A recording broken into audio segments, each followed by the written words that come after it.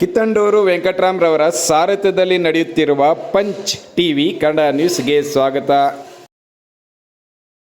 ಪ್ರಿಯಾಂಕ್ ಖರ್ಗೆ ಅವರಿಗೆ ನಿಮ್ಮೆಲ್ಲರ ಮಾಧ್ಯಮದವರ ಮುಖಾಂತರ ನಾನು ಒಂದು ಪ್ರಶ್ನೆ ಮಾಡಕ್ಕೆ ಇಷ್ಟಪಡ್ತೀನಿ. RSS ಬಗ್ಗೆ ಅವಹೇಳನಕಾರವಾಗಿ ಮಾತಾಡಿರ್ತಕ್ಕಂಥ ನೀವು ದೆವ್ವ, ಅದರ ನೆರಳು, ಬಿಜೆಪಿ ಅಂತೆಲ್ಲ ಹೇಳಿರ್ತಕ್ಕಂಥವ್ರು ನೀವು ನಿಮ್ಮ DNA ಚೆಕ್ ಮಾಡಿಸ್ಬೇಕು ಒಂದ್ಸಲಿ. ನಿಮ್ಮ ಪೂರ್ವಜರನ್ನ ಮನೆಯಲ್ಲಿ ಕೂಡ ಹಾಕಿ ಸುಟ್ಟಾಕ್ದವ್ರು ಯಾರು? RSS ರಿಜಿಸ್ಟ್ರೇಷನ್ ಆಗಿಲ್ಲ ಅಂತ ನೀವ್ ಹೇಳ್ತಾ ಇದ್ದೀರಿ. ಗಾಂಧೀಜಿಯವರು ಹೇಳಿದ್ರು, ಈ ಕಾಂಗ್ರೆಸ್ ಅನ್ನಂಥದ್ದು ಸ್ವತಂತ್ರ ಹೋರಾಟಕ್ಕೋಸ್ಕರ ಮಾತ್ರ ಸೀಮಿತವಾಗಿದ್ದು, ನಮಗೆ ಸ್ವತಂತ್ರ ಬಂದಿದ್ದಾಗಿದೆ, ಅದನ್ನ ವಿಸರ್ಜನೆ ಮಾಡಿ ಅಂತ ಹೇಳಿದ್ರು. ಅದನ್ನ ನೀವು ವಿಸರ್ಜನೆ ಮಾಡಿದ್ದೀರಾ? ನಿಮ್ ತಂದೆಯವರ ಹೆಸರೇನೋ ಮಲ್ಲಿಕಾರ್ಜುನ್ ಖರ್ಗೆ, ನಿಮ್ ತಾತವರ ಹೆಸರೇನು, ನಿಮ್ ಮುತ್ತಾತವರ ಹೆಸರೇನು, ನಿಮ್ ತಂದೆಯವರದು ಬರ್ತ್ ಸರ್ಟಿಫಿಕೇಟ್ ಇರ್ಬೋದು, ಆದ್ರೆ ನಿಮ್ ತಾತ ಮುತ್ತಾತವ್ರದ್ದು ಬರ್ತ್ ಸರ್ಟಿಫಿಕೇಟ್ ಇಲ್ಲ ಅಂದ್ರೆ ನಿಮ್ ತಂದೆಗೆ ಅವ್ರ ತಾತ ಆಗಲ್ವಾ? ತಾತ ಇಲ್ದಿರಾನೆ ನಿಮ್ ತಂದೆ ಬಂದ್ಬಿಟ್ರ? ಹಂಗಾಗಿ ಈ ದೇಶದಲ್ಲಿ ಹಿಂದೂ ವಿರೋಧಿ ನೀವು. ನಿಮಗೆ ನಮ್ಮ RSS ನ ರಿಜಿಸ್ಟ್ರೇಷನ್ ಸರ್ಟಿಫಿಕೇಟ್ ಕೊಡಂತದ್ದೇನು ಅವಶ್ಯಕತೆ ಇಲ್ಲ. ಯಾವಾಗ ನಿಮ್ ತಾತ ಮುತ್ತಾತವ್ರದ್ದು ಬರ್ತ್ ಸರ್ಟಿಫಿಕೇಟ್ ಕೊಡ್ತೀರಾ ನೀವು 3-4-5 ತಲೆಮಾರ್ದು, ಅವಾಗ ನಾವು ಏನೇನ್ ಮಾಡಿದೆ, RSS ಅಂದ್ರೆ ಏನು ಅಂತ ಹೇಳಿ ನಿಮ್ಮನ್ನ ಕರೆದು ಟ್ಯೂಷನ್ ಇಡಂತ ಕೆಲಸ ನಾವು ಮಾಡ್ತೀವಿ. ಇದುವರೆಗೂ ಸ್ವತಂತ್ರ ಬಂದಾಗಿಂದ 75ರಿಂದ ನಿಮ್ ತಂದೆ 55 ವರ್ಷ ಈ ರಾಜ್ಯದಲ್ಲಿ ಒಂದಲ್ಲ ಒಂದು ಪದವಿಯನ್ನ, ಒಂದಲ್ಲ ಒಂದು ಅಧಿಕಾರವನ್ನು ಅನುಭವಿಸಿದ್ರು. ನಿಮ್ ತಂದೆಯವರ ಕೊಡುಗೆ ಏನು? ಗುಲ್ಬರ್ಗಕ್ಕೆ ಏನ್ ಮಾಡಿದ್ದಾರೆ? ಗುಲ್ಬರ್ಗ ಜಿಲ್ಲೆಯಲ್ಲಿ ಇರ್ತಕ್ಕಂಥ ಒಳ್ಳೊಳ್ಳೆ ಜಾಗಗಳು, ಯಾವ್ಯಾವ ಗಾರ್ಡನ್ CSR ಇದರಲ್ಲಿ ಗಾರ್ಡನ್ ಬಿಟ್ಟಿದ್ರೋ ಅದೆಲ್ಲ ಇವತ್ತು ನಿಮ್ಮ ಕರ್ನಾಟಕ ಪೀಪಲ್ಸ್ ಎಜುಕೇಶನ್ ಸೊಸೈಟಿಯ ಸ್ಕೂಲ್ಗಳಾಗ್ಬಿಟ್ಟಿದ್ದಾರೆ. ಕೋಟ್ಯಾಂತರ ರೂಪಾಯಿ ಬೆಲೆ ಮಾಡೋಂಥವ್ರು.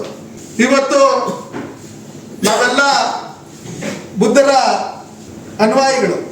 ಇವತ್ತು ಬುದ್ಧ ವಿಹಾರ ಅಂತ ಹೇಳ್ಬಿಟ್ಟು ಹೇಳಿ ನೀವು ಗುಲ್ಬರ್ಗಲ್ಲಿ ಸ್ಥಾಪನೆ ಮಾಡಿ ಅವತ್ತಿನ ರಾಷ್ಟ್ರಪತಿಯವರನ್ನ ಕರೆದು ಉದ್ಘಾಟನೆ ಮಾಡಿ ಈ ಟ್ರಸ್ಟಿಗೆ ವಿಶ್ವದಾದ್ಯಂತ ಹಣ ಬಂದಿದೆ, ಸುಮಾರು 1200 ಕೋಟಿ ಅಂತ ಹೇಳ್ಬಿಟ್ಟು ಹೇಳಿದ್ರಿ. ಅದರಲ್ಲಿ ಹಣ ಖರ್ಚಾಗಿರೋದು ಬರೀ 34 ಕೋಟಿ. ಇನ್ನ ಉಳಿದಿರ್ತಕ್ಕಂಥ ಹಣ ಏನಾಯ್ತು ಅದನ್ನ ಕೂಡಲೇ ಲೆಕ್ಕ ಕೊಡ್ಬೇಕಂತ ಹೇಳಿ ಈ ಮೂಲಕ ನಾನು ನಿಮ್ಮಗಳ ಮುಖಾಂತರ ನಾನು ಮನವಿ ಮಾಡ್ಕೊಂತೀನಿ.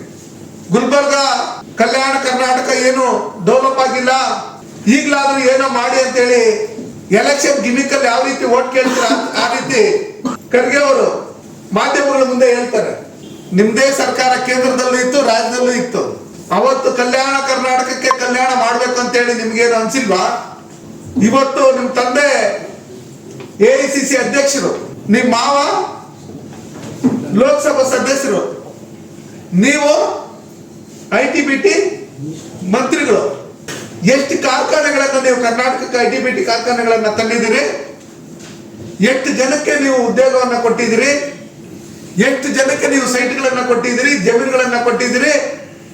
ನಿಮ್ಮ ಯೋಗ್ಯತೆಗೆ ಬೆಂಗಳೂರು IT-BT ಕಂಪ್ನಿಗಳವರು ನಿಮ್ ಕೈಯಲ್ಲಿ ನಮ್ಗೆ ರಸ್ತೆ ಮಾಡ್ಕೊಡಕ್ ಆಗುತ್ತಾ ಇಲ್ಲ ಹೇಳಿ?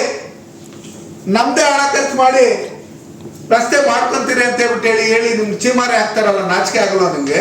ಸೇಡಂ ರಸ್ತೆ ನೋಡಿದ್ದೀರಾ ನೀವು?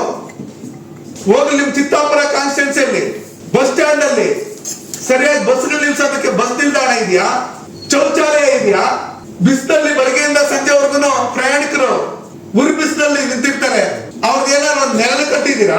ದೇಶ ವಿದೇಶಗಳಲ್ಲಿ, ದೇಶದಲ್ಲಿರ್ತಕ್ಕಂಥ ಪ್ರತಿಷ್ಠಿತ ನಗರಗಳಲ್ಲಿ ಸಾವಿರಾರು ಕೋಟಿ ಹಣ ಮಾಡಿರ್ತಕ್ಕಂಥವ್ರು ನೀವು. ಇವತ್ತು RSS ಬಗ್ಗೆ ಹೇಳೋದಕ್ಕೆ ನಿಮ್ಗೆ ಯೋಗ್ಯತೆ ಇದೆಯಾ? ಮಾತಾಡೋದಕ್ಕೆ ಯೋಗ್ಯತೆ ಇದೆಯಾ? ಬಡತನ ರೇಖೆಯನ್ನ ಲೆಕ್ಕಾಚಾರದಲ್ಲಿ ಹೋದಾಗ ಬೇರೆ ಬೇರೆ ಜಿಲ್ಲೆಗಳಲ್ಲಿ ಮುಂದುವರಿತಾ ಇದ್ರೆ ಕೊನೆ ಸ್ಥಾನದಲ್ಲಿ ಇರ್ತಕ್ಕಂಥದ್ದೇ ಗುಲ್ಬರ್ಗ.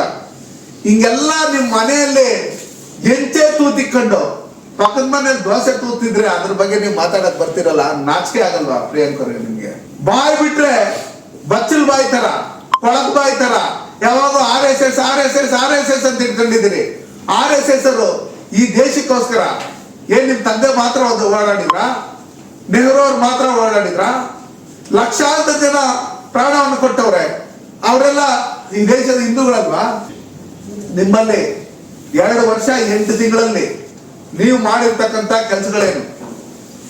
ನೀವು ಎಷ್ಟು ಜನಕ್ಕೆ ಉದ್ಯೋಗ ಕೊಟ್ಟಿದ್ರಿ, ಎಷ್ಟು ಜನಕ್ಕೆ ನೀವು ಸೈಟ್ ಕೊಟ್ಟಿದ್ರಿ, ಎಷ್ಟು ITBT ಕಂಪ್ನಿಗಳು ಕೊಟ್ಟಿದ್ರಿ, ನಿಮ್ ಸಿದ್ಧಾರ್ಥ ಎಜುಕೇಶನ್ ಅಲ್ಲಿ, ನಿಮ್ ಸಿದ್ಧಾರ್ಥ ಟ್ರಸ್ಟ್ ಅಲ್ಲಿ ಎಷ್ಟು ಭ್ರಷ್ಟಾಚಾರ ಆಗಿದೆ, ಅದನ್ನ ನೀವು ಕೂಡಲೇ ವಿವರಣೆ ಕೊಡಬೇಕು.